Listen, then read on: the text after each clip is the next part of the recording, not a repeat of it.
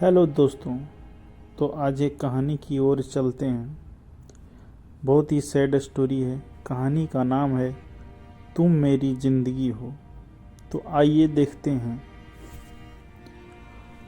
College में पढ़ने वाला लड़का एक दूसरे कॉलेज की लड़की से प्यार करता था। दोनों अलग अलग कॉलेज के थे, लेकिन दोनों एक दूसरे से बहुत प्यार करते थे। एक दिन लड़की अपनी कॉलेज से जल्दी निकल गई। कॉलेज से बाहर आने के बाद उसने लड़के के पास फोन किया। लड़के का घर लड़की के कॉलेज के बगल में ही था। लड़की ने कहा, मैं कॉलेज के गेट पर हूँ, घर जा रही थी, तो क्या तुम मुझे अपनी बाइक से छोड़ दोगे क्या? लड़के ने कहा, ठीक है, मैं आ रहा हूँ 5 मिनट में। लड़की पिछले 25 मिनट से कॉलेज के बाहर खड़ी थी, लेकिन लड़का नहीं आया। लड़की को बहुत गुस्सा आ रही थी। तब तक लड़का पूरे 30 मिनट के बाद बाइक लेकर आ गया। लड़की ने कहा, अब किस लिए आए हो? चले जाओ यहाँ से, मैं खुद ही चली जाऊंगी। लड़के ने कहा, अच्छा सॉरी।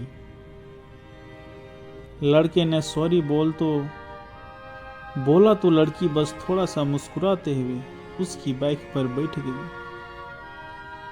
लेकिन अब लड़की नोटिस करने लगी थी कि लड़का किसी भी गलती पर बस सॉरी बोल देता है।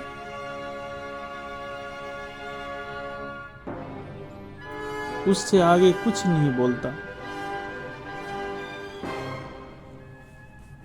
लड़की ने यह भी नोटिस किया कि लड़का ऐसा इसलिए करता है ताकि उसे उसकी गलती के लिए ज्यादा एक्सप्लेन ना करना पड़े, जबकि पहले लड़का ऐसा नहीं करता था। लड़के और लड़की के रिश्ते के बीच ऐसा बहुत दिनों तक चला। अब तो लड़की भी लड़के के सॉरी से तंग आ चुकी थी।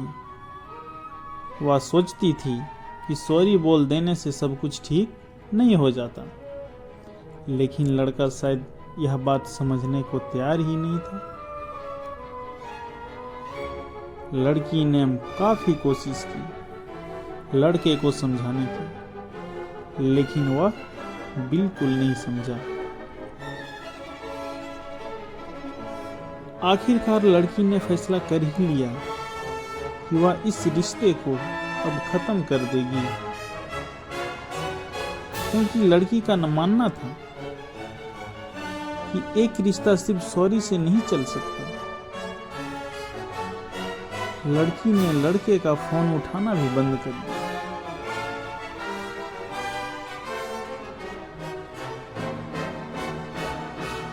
धीरे धीरे इस बात को तो 2 महीने बीत गए, लेकिन लड़की लड़के से इतना प्यार करती थी कि वह उसे भुला नहीं पाई।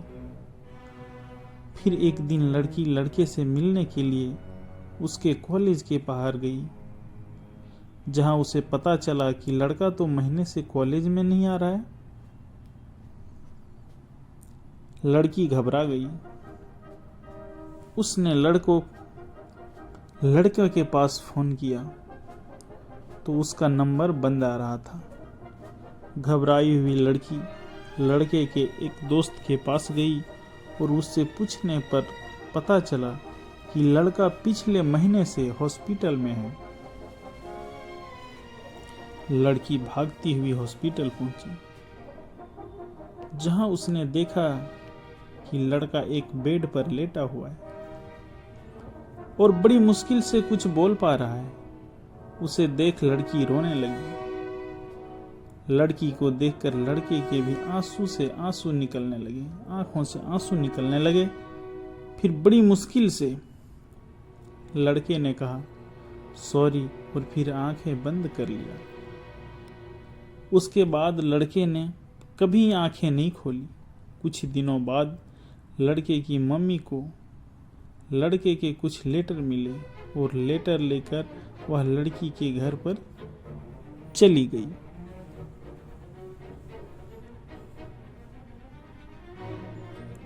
लेटर में लिखा था, माय डियर, बार बार तुम्हें सॉरी बोलना मुझे भी अच्छा नहीं लगता। जब तुमने कॉलेज के बाहर मेरा 30 मिनट तक इंतजार किया था, उस दिन मैं जानबूझकर लेट नहीं आया, बल्कि उस दिन पहली बार मेरे सीने में दर्द हुआ था, जिसकी वजह से मैं बेहोश हो गया था। और जैसे ही मुझे होश आया मैं तुम्हारे पास पहुंचा। उस दिन मैंने तुम्हें इसलिए कुछ नहीं बताया क्योंकि मुझे पता था तुम टेंशन में आ जाओगी। उसके बाद जब भी मैंने तुम्हें सॉरी बोलना, उसके पीछे भी वजह थी। मुझे ब्लड कैंसर है और इसका पता मुझे कुछ समय पहले ही लगा। मैं भी तुमसे बहुत प्यार करता हूँ और करता ही रहूँगा। काश भगवान मुझे थोड़ी और जिंदगी दे पाता ताकि मैं तुम्हारे साथ और वक्त बिता पाता। खैर, मेरे सॉरी बोलने की वजह से अगर मैं तुम्हें दुख पहुंचाया हो तो मुझे माफ कर देना। लेटर पढ़कर लड़की की आंखों से आंसू थमने का नाम ही नहीं ले रहा था। वह बहुत रो रही थी। तो दोस्तों, ये कहानी यहीं समाप्त होती है। कहानी से हमें यह सीख मिलती है कि हमेशा अपने करीबी और प्यार करने वालों को समझने और समझाने के लिए वक्त देना चाहिए, और वक्त भी बहुत ज़रूरी है। अगर आपके दोस्त या प्रेमी आपके सामने खुलकर नहीं बोल पा रहे हैं तो आपको उन्हें समझाने की कोशिश करनी चाहिए, वरना कहीं देर ना हो जाए और फिर आपको सॉरी बोलने का भी मौका ना मिले। तो दोस्तों, उम्मीद करता हूँ आपको यह कहानी बेहद पसंद आई होगी, और अगर आपको ये कहानी पसंद आई हो तो हमें कमेंट करके ज़रूर बताएं, और आपको किस टाइप की कहानियाँ पसंद है हमें ज़रूर बताएं, ताकि आपके लिए नए कहानियाँ लाते रहें।